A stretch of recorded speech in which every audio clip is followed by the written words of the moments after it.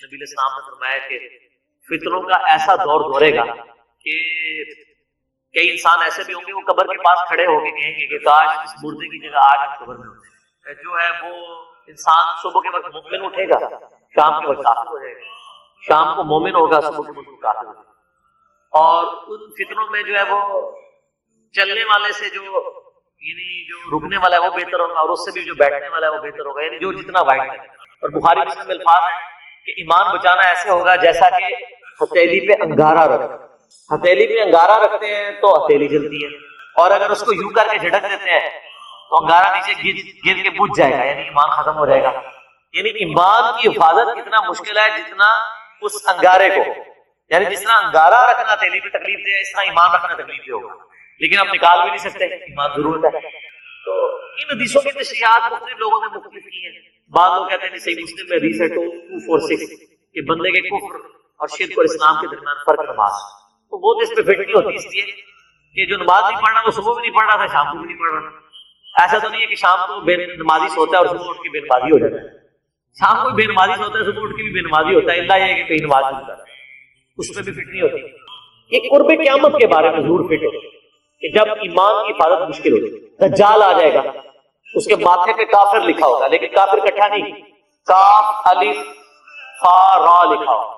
لوگ اس کی بھی تعریف ہی کر لیں گے، تو مومن ہی ہوں گے جو اس پہ بھی مان لے آئیں گے اور کفر ہو جائے کیا کر لیں گے. کئی مومن ہیں جن کو اللہ تعالیٰ فتنے سے بچا لے گا. صحیح مسلم میں حدیث ہے کہ جو شخص سورہ الکاف کی پہلی 10 آیات یاد کر لے وہ دجال کے فتنے سے بچ جائے. یہ روزانہ ایک دفعہ پڑھ رہی ہے کہ یاد ہو جائے گی.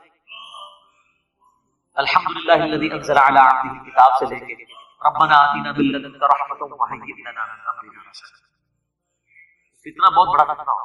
صحیح بخاری مسلم میں حدیث ہے کہ حضرت آدم سے لے کے قیامت تک دجال سے بڑا کوئی فتنہ نہیں آیا، اور کوئی نبی ایسا نہیں جو اپنی امت کو دجال کے فتنے سے آگاہ نہ کیا.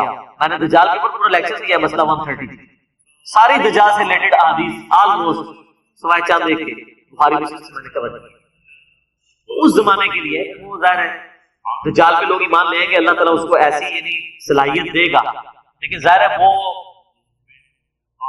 آزمائش کے لیے ہو.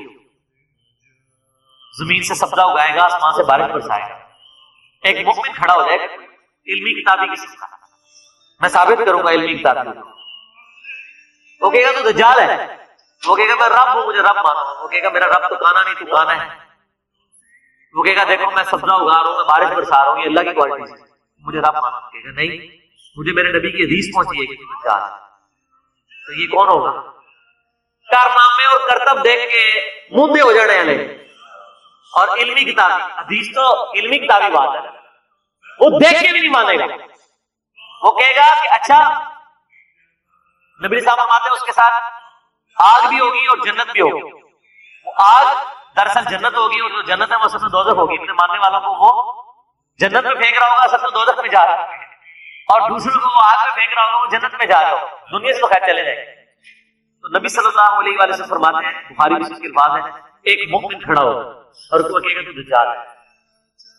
وہ کہے گا میں اتنے کرتب کر رہا ہوں، مجھے مان. کہے گا میں نہیں مانتا، مجھے نبی کی حدیث پہنچی. تو بھرے مجمع میں اس کو قتل کر کے اس کے سر پہ آرا چلا کے اس کے جسم کے 2 ٹکڑے کر، ایک ٹکڑا اس طرف اور ایک اس طرف، اور پھر اس کے درمیان چلے گا، یہ انشور کرنے کے لیے کہ واقعی میں نے 2 ٹکڑے کیے، نظر کا دھوکہ نہیں ہے. سر پہ سارے بزرگوں کو ماننے والے لگے کہ سر تو ہٹ جاتا کوئی نہیں. آج سے شیخ افسوس جنانی تھی ہو، حالانکہ وہ بھی جھوٹ ہے، انہوں نے بھی کہنا مردہ زندہ کیا. پھر وہ 2 ٹکڑوں کو جوڑے گا اور دوبارہ اس بندے کو زندہ کرے گا اور کہے گا ہاں اب تو میں نے تجھے مار کے زندہ کیا، اب مجھے خدا مان. تو کہے گا نہیں تو دجال ہے. تیری اس بات نے میرے ایمان میں اضافہ کیا ہے، کیونکہ میں نے نبی علیہ السلام سے سنا تھا، میرے تک یہ بات پہنچی تھی، علمی کتابی بات، یہ کتابی بات، بابیں نہیں کتابیں، کہ وہ ایک مومن کو قتل کر کے زندہ کر لے. اور نبی علیہ السلام کے الفاظ ہیں کہ وہ مومن اس وقت روئے عرش کا سب سے بہترین شہید ہوگا. اچھا اس کو زندہ کرے گا، پھر دوبارہ قتل کرنا ہے پھر وہ قادر نہیں ہوگا، قتل کرنا چاہے گا لیکن اللہ تعالیٰ اس کو بچا گا. تو علمی کتابی ہو گیا. تو یہ اس زمانے کی بات ہے کہ لوگ وہ سارے کرتب دیکھ کے مان لیں گے. یا ایک اس کی تعبیر میں نے جو سوچی ہے نا وہ یہ ہے، ہمارے اس پرفتن دور میں جس تکلیف سے مسلمان گزر رہے ہیں، خصوصاً اینٹی اسٹیٹ ایکٹیویٹیز اور مسلمانوں کا مسلمانوں کو قتل کرنا لسانیت کی بنیاد پہ، پالیٹکس کی بنیاد پہ، یا مذہبی اختلافات فرقہ وارانہ کی بنیاد پہ، یہ بھی اسی کیٹیگری میں فال ہے کہ ایک شخص صبح کے وقت اس حال میں اٹھا ہے کہ وہ اپنے مسلمان بھائی کے قتل کو حرام سمجھتا ہے، لیکن کوئی مولوی، کوئی جہادی تنظیم اس کی ایسی برین واشنگ کرتی ہے کہ شام کے وقت وہ کسی مسجد پہ، امام بارگاہ پہ بم پھاڑنے کے لیے تیار ہو جاتا ہے۔ تو جو شخص کسی مسلمان کو مارنے کے لیے آمادہ ہو اور اس مارنے کو حلال سمجھے بلکہ ثواب سمجھے، تو وہ کیا ہے؟ کافر۔ کیونکہ مسلمان کا قتل نہ حق حرام ہے، اور حرام کو حلال سمجھنے والا کیا ہے؟ کافر۔ تو میں نے یہ تعبیر کی ہے کہ صبح کے وقت وہ مومن اٹھے گا، شام کے وقت برین واشنگ ہوگی، وہ کافر ہوگا۔ شام کو مومن تھا، صبح کے وقت، رات کے وقت وہ کہیں اس کو برین واشنگ کی انہوں نے، صبح کے وقت وہ کسی پہ مسلمان کے قتل پہ آمادہ ہو گیا اور قتل جیسے بڑے گناہ حلال سمجھ کافر ہو۔ سنن ابی داؤد میں حدیث ہے کہ نبی صلی اللہ علیہ وآلہ وسلم نے فرمایا اللہ تعالیٰ یا تو شرک کو معاف نہیں کرے گا، یا کسی مؤمن کو ناحق قتل کیا گیا اس گناہ کو معاف نہیں کرے گا، باقی ہر گناہ معاف کرے گا۔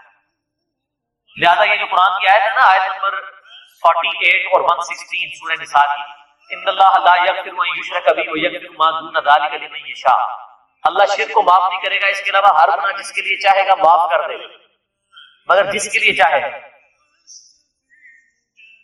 تو اس میں اشارہ ملتا ہے کہ شرک کے علاوہ بھی کوئی ایسے گناہ ہیں جو کسی کے لیے معاف نہیں ہوتے، اور وہ نبی اسلام نے فرما دیا قتل ناحق، کیونکہ قتل ناحق کفر ہے۔ آپ مومن کے قتل کو حلال سمجھیں گے؟ سورہ نساء میں بھی ہے، میرا مسئلہ 28 پورا ریکارڈڈ ہے کہ جس نے کسی مومن کو ناحق قتل کیا اس کی جزا ہمیشہ کے لیے دوزخ ہے، ہمیشہ کے لیے، کیونکہ اس نے حلال سمجھ لیا نا حرام کو حلال۔ ایک بندہ زانی ہے، گنہگار ہے، لیکن ایک زنا کو کہتا ہے میں حلال سمجھتا ہوں، کافر۔ کسی بھی شریعت کی حرام کو حلال سمجھنا، حرام کو حرام سمجھتے ہوئے کرنا گناہ ہے، حرام کو حلال سمجھتے ہوئے کرنا کفر۔ بڑا سینسٹیو معاملہ، تو یہ بھی پرفتن دور پہ ہو سکتا ہے۔ اس کو سپورٹنگ وہ بخاری مسلم میں حدیث ہے کہ نبی اسلام نے فرمایا قیامت کے قریب حرج عام ہو جائے گا۔ صحابہ نے کہا حرج کیا ہے؟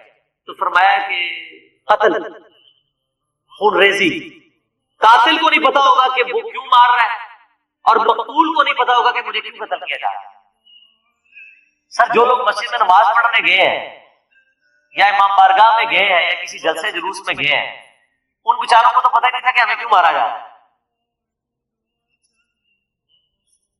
اور جو مارنے والا ہے اس کو بھی نہیں پتا میں کیوں مار رہا ہوں، اس کی بھی برین واشنگ ہوئی تھی۔ تو یہ بہت خطرناک معاملہ ہے۔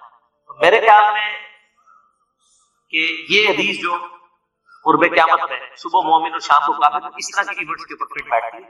لہٰذا کوئی اگر اس چنگل میں پھنسا ہوا ہے تو وہ اپنی اصلاح کے لیے کوشش کرے۔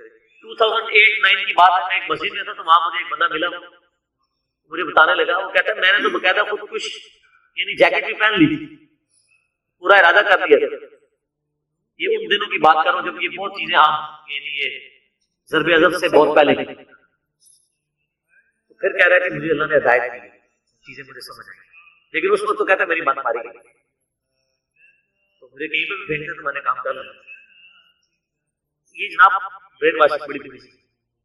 اللہ تعالیٰ مسلمانوں کو مسلمانوں کے شر سے پہلے نمبر پہ بچائے اور کافروں کے شر سے دوسرے نمبر پہ بچائے، کیونکہ مسلمان تو آپ کو ثواب سمجھ کے قتل کریں گے، کافر تو دشمنی میں کریں گے، ان کا تو چانس ہے کہ بھی آپ کو معاف کر دیں، لیکن جو ثواب سمجھ کے آپ کو قتل کر رہا ہے نا، وہ تو انشاءاللہ جب تک وہ اپنی جنت پکی کروا کے آپ کو جنت میں بھیج کے اپنی جنت پکی نہیں کرواتا نا، اس وقت تک اس کو سکون نہیں آتا۔